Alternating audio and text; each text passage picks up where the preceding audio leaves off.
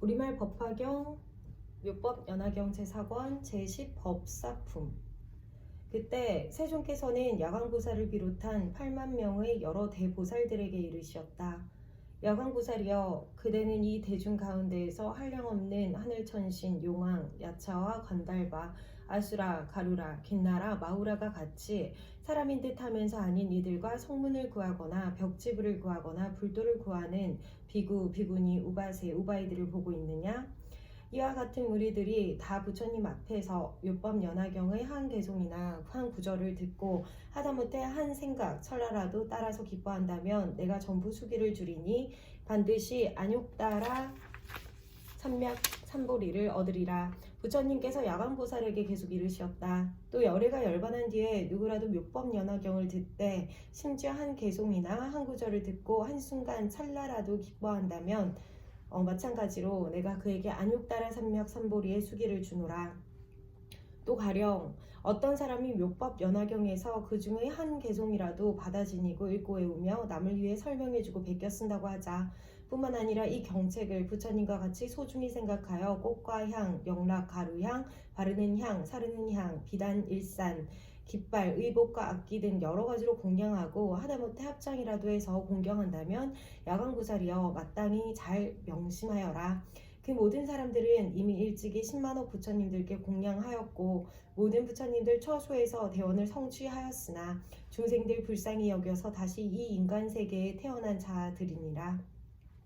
야광보살이여, 어떤 중생이 미래 세상에 반드시 성불하겠습니까?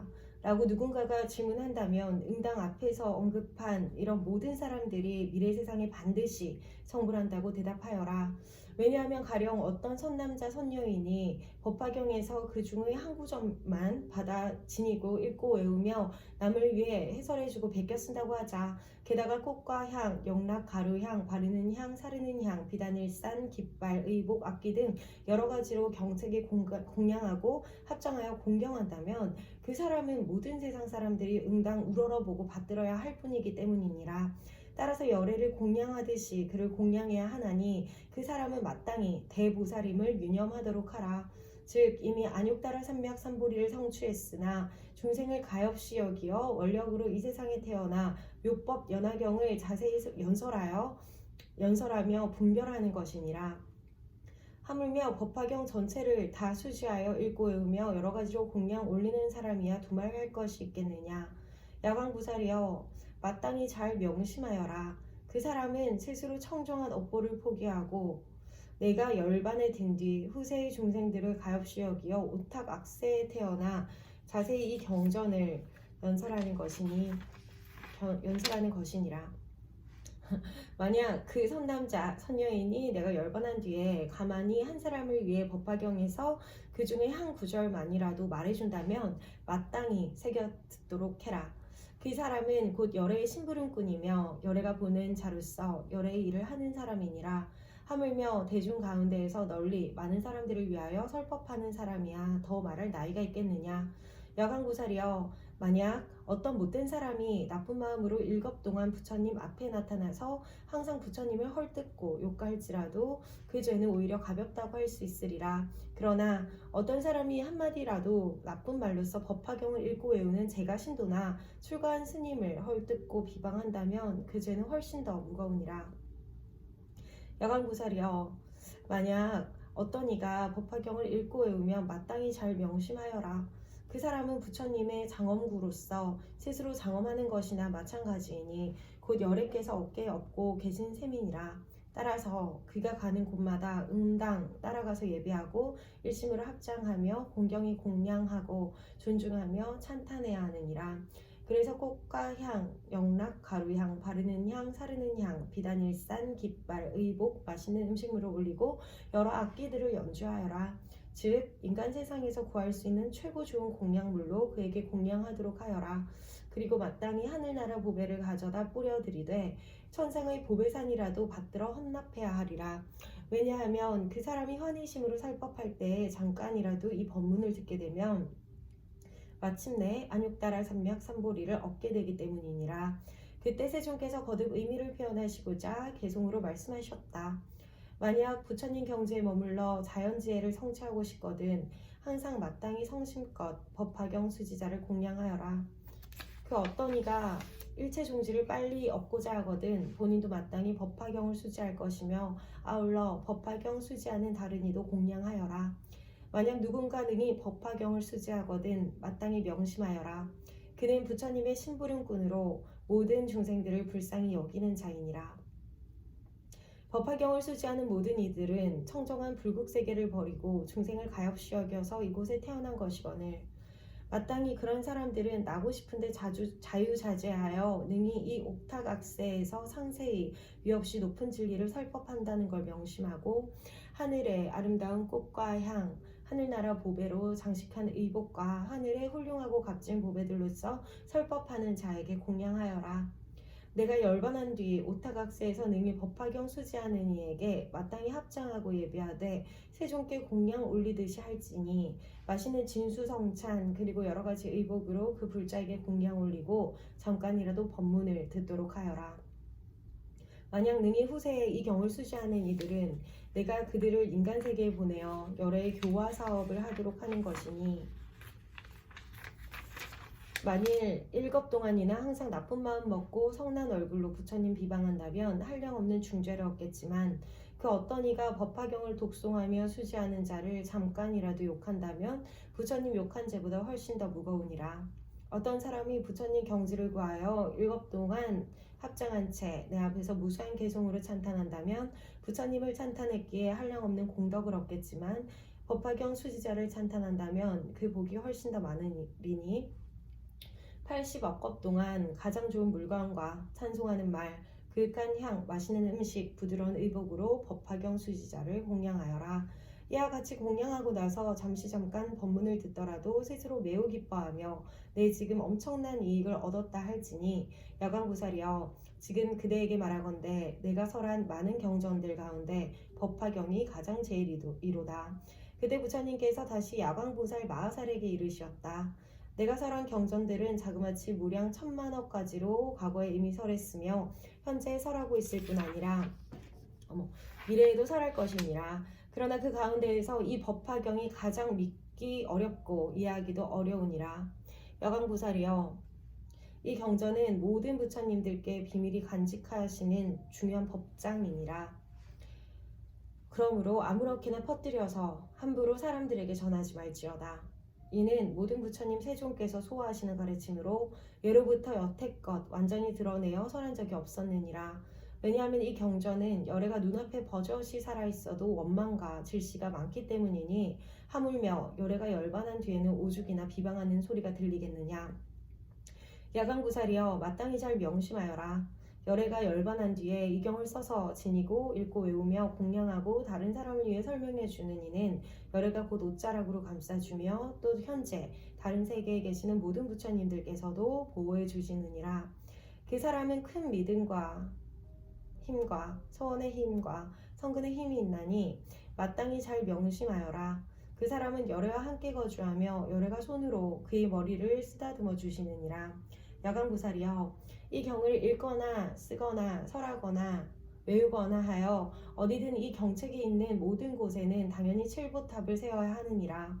그런데 높고 넓게 탑을 조성하여 장엄하게 꾸미되 굳이 사리를 모실 필요는 없느니라. 왜냐하면 경책 속에는 이미 열애의 전신이 모셔져 있기 때문이니라.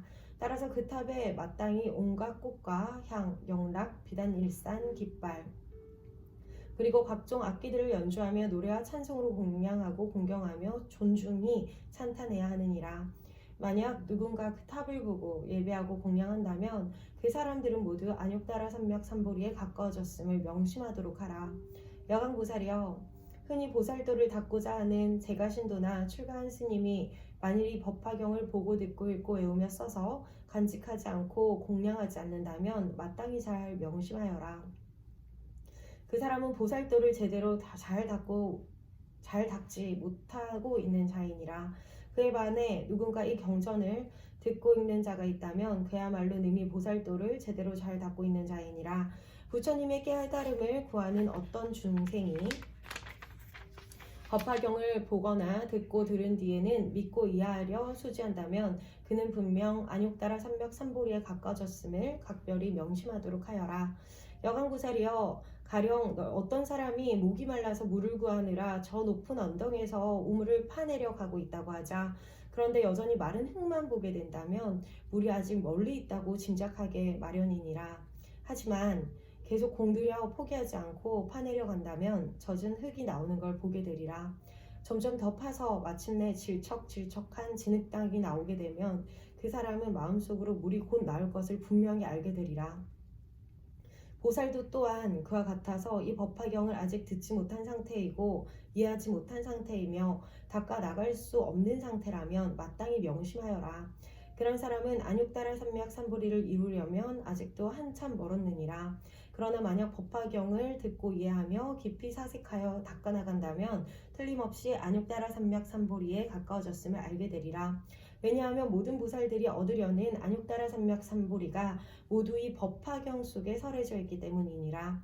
다시 말해 이 경은 방편문을 열고 진실한 모습을 보여주느니라. 따라서 법화경의 가르침은 그 의미가 분명하고 심오하다 못해 너무 아득하고 멀어서 누구도 능히 이 경계를 쉽게 파악할 수 없느니라. 그렇지만 이제 부처님은 보살들을 교화하여 깨달음을 성취시키고자 보살들을 위해 그 가르침을 열어 보여주느니라. 여강보살이여, 만일 어떤 보살이 이 법화경을 듣고 놀라서 의심하며 두려워한다면 그 자는 발심한 지 얼마 안 된 보살임에 틀림없느니라. 그러나 성문지위에 있으면서 이 경을 듣고 놀라서 의심하며 두려워한다면 그 사람은 깨닫지 못하고도 깨달은치 않은 증상만자임에 틀림없으니 잘 유념하도록 하여라. 야광보살이여, 만약 어떤 선남자 선여인이 열애가 열반한 뒤에 사부대중을 위하여 이 법화경을 설하고자 한다면 어떻게 설해야 하는가? 그 선남자 선여인은 열애의 방에 들어가서 열애의 옷을 입고 열애의 의자에 앉아 사부대중을 위해 자세히 이 경을 설해야 하느니라. 열애의 방이란 일체 중생들에 대하여 크게 자비한 마음이며 열애의 옷이란 부드럽고 온화한 인욕의 마음이고 열애의 자리란 모든 법의 공한 경지가 그것이니라. 따라서 그런 조건 속에 편안히 머문 뒤에 게으른 마음 없이 여러 보살들과 사부대중을 위하여 상세하게 이 법화경을 설해야 하느니라. 야광보살이여, 내가 다른 세계에서 변화로 된 사람을 보내어 설법하는 자를 위해 가르침을 들을 만한 대중들을 모이게 하리라. 또한 변화로 된 비구, 비구니와 우바세, 우바이를 보내어 그의 설법을 듣도록 하리라. 변화로 된 모든 사람들은 가르침을 들으면 믿고 잘 받아들이며 어기지 않고 순응하리라. 그리고 만약 설법하는 자가 아무도 없는 한적한 곳에 있다면 내가 하늘천신과 용, 귀신, 건달바, 아수라 등을 두루 보내어 그의 설법을 듣게 하리라. 또 내가 비록 다른 세계에 있더라도 때때로 설법하는 자로 하여금 나의 몸을 보게끔 할 것이며 만약 암송하다가 경의 구절을 잊어버리면 내가 그에게 돌아가서 가르쳐주고 완벽하게 외우도록 하리라. 그때 세존께서 거듭 의미를 표현하시고자 개송으로 말씀하셨다. 모든 게으른 생각 없애려고 노력하며 응당히 법화경을 들어야 하나니 이 경은 듣기도 어렵지만 믿고 받아들이기 또한 어렵기 때문이니라. 마치 누군가 목말라 물을 구하여 높은 언덕에서 우물을 파되 물기 없는 마른 흙만 보게 되면 물이 나오려면 아직 멀었다고 알기 마련이나 점점 축축한 흙과 진흙탕을 보게 되면 물이 곧 나올 것임을 확실히 짐작하게 마련이듯 야광보살이여,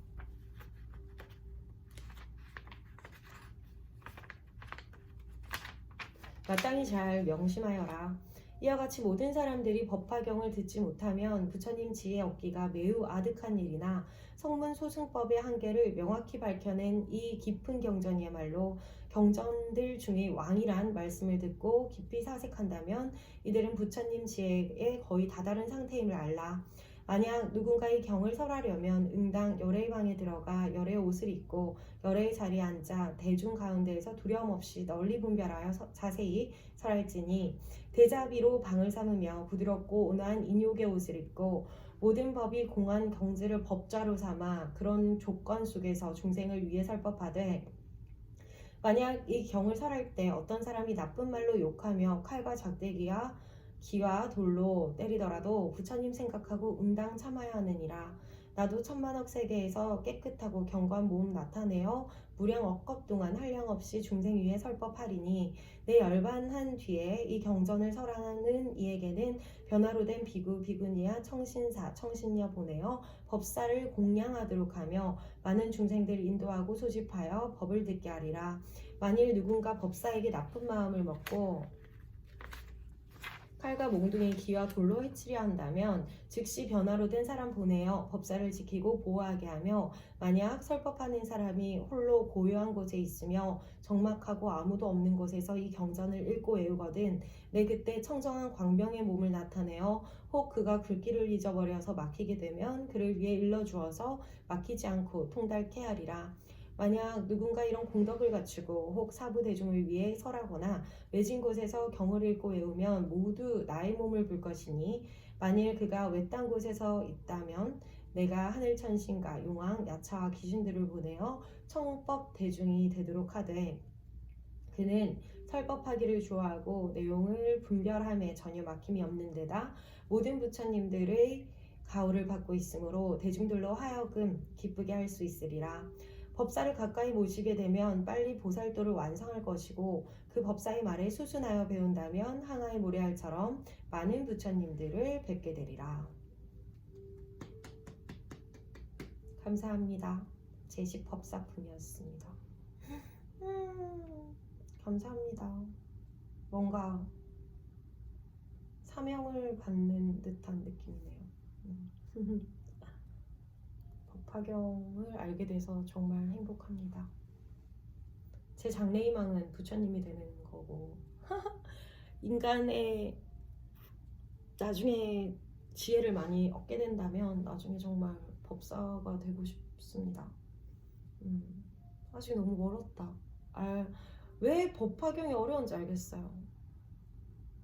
이제 조금 진짜 요만큼 이해되고 있는데 언제 이 뜻을 제가 다 알 수 있을까요? 그리고 알면 알수록 좀 더 겸허해지는 것 같습니다. 오늘 하루도 여러분 행복한 날이 되시길 기원합니다. 세계 평화와 일체의 중생들의 행복을 위하여.